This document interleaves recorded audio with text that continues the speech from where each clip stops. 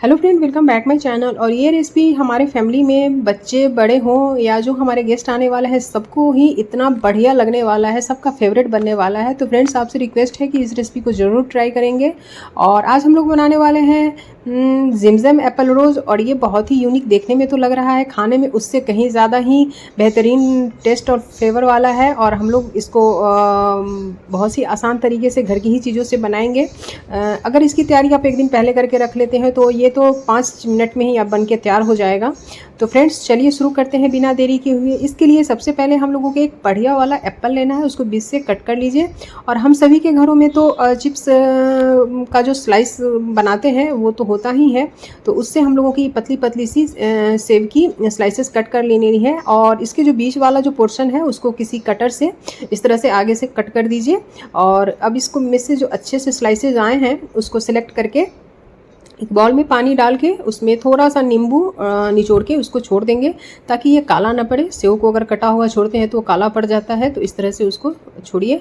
अब वही पुरानी सी पफ पेस्ट्री वाली रेसिपी का डो तैयार करना है। तो यहाँ पे 1 कप मैंने मैदा लिया है, उसमें 3 चम्मच या टेबल स्पून मैंने पिघले हुए घी डाले हैं। और उसके बाद मीठा बन रहा है बेकरी का, तो उसमें वैनिला एसेंस तो जाएगा ही जाएगा। उसके बिना तो बेकरी की कोई भी स्वीट डिशेज़ अधूरी ही होती है। तो इस तरह से उसको क्रम्बल होने के बाद उसको हल्का हल्का सा पानी डाल के उसको गूंथते चले जाएंगे। एक अच्छा सा डो तैयार कर लेंगे, ना ज़्यादा गीला और ना ज़्यादा कड़ा। और उसको इस तरह से तैयार करके उसको रेस्ट करने के लिए छोड़ देंगे गीले कपड़ों से, कम से कम आधे घंटे के लिए। अब एप्पल वाले जो स्लाइसेस है उसको अच्छे तरीके से एक टॉवल पे फैला के उसके जितने भी स्लाइसेस हैं उसके अच्छे तरीके से हम लोगों को पानी को सुखा देना है, ताकि जो आगे का प्रोसेस है उसमें कहीं भी दिक्कत नहीं आए। ये भी एक मज़ेदार प्रोसेस है, मुझे इसमें बहुत ही अच्छा लगा है। चलिए अब दूसरी तरफ चलते हैं। फिर वही पुरानी सी पफ पेस्ट्री वाली हम लोगों को शीट तैयार करनी है। तो इस तरह से मल्टी लेयर वाले रोटी बेलते जाइए और उस पर असेंबल करते जाइए। हल्का सा घी और मैदा लगा के कम से कम 8 तो होनी ही चाहिए। उसके बाद इसको 4 से 5 फोल्ड इसको करना है। जितने फोल्ड करेंगे उतना ज़्यादा ही लेयर रहता है और अच्छा लगता है। मैं बहुत ज़्यादा घी इस्तेमाल नहीं करती हूँ, क्योंकि मुझे वो पफ पेस्ट्री में जो टूटने वाला टेक्सचर होता है वो मुझे नहीं चाहिए। तो इसलिए मैं बहुत ही कम मात्रा में घी इस्तेमाल करती हूँ। और इसलिए मैंने वीडियो को भी फास्ट कर दिया है, क्योंकि ये चीज़ तो आप लोगों को सबको आता ही होगा। इस तरह से इसको तैयार कर लेना है 4-5 फोल्ड करके।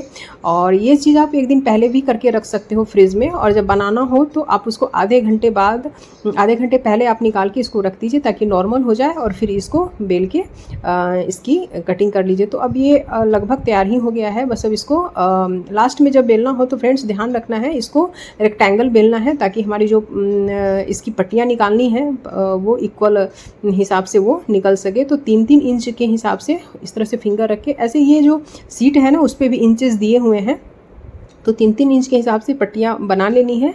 और चलिए सबसे पहले बड़ी वाली पट्टी को लेते हैं। इस पर सबसे पहले हल्का सा घी स्प्रेड करेंगे मेल्टेड।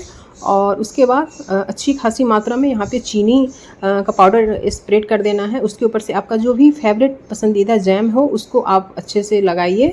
उसके बाद हम लोगों को यहाँ पे एप्पल के जो छिलके वाले एरिया हैं उसको आगे की तरफ करते हुए एक दूसरे पे चढ़ा के ही उसको असेंबल करना है। फिर रोज़ पेटल डालना है और फिर थोड़ा सा टाइट करते हुए इसको इस तरह से रोल कर देना है। और ये तैयार हो गया फ्रेंड्स।